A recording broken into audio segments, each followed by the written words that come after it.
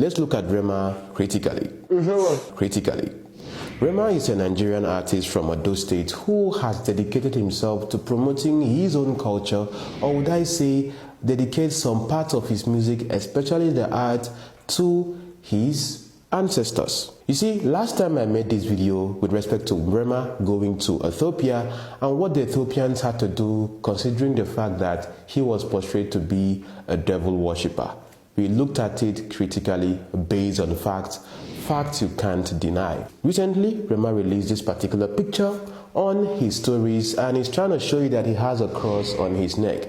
And the way he looks on his face, I don't know if he was trying to cry or if he's not feeling too good or if he's okay, because I know for the whole conversation about his devil ties and Illuminati worship and all that, it can be depressing for someone that probably pays attention to what people say about him, to the point that he actually made this post on his Instagram much later when he said that Jesus is king and then he has nothing to do with quote and unquote Illuminati.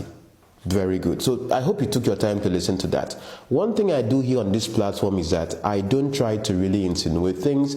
I take people for what they say, and then based on what you are saying, we get to make analysis on that. First of all, look at this cross here. You know, this cross is different from the cross you know about, the one that has a little slant at the end.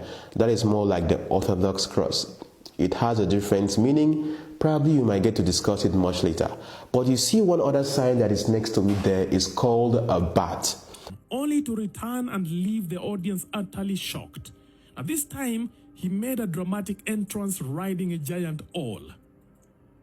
For many Africans, owls have long been associated with bad omens, and the sight of one in someone's compound often foretells impending doom. Now, I did my national youth service when I was in Nigeria in Edo State, so I have lived where he is from for over a year.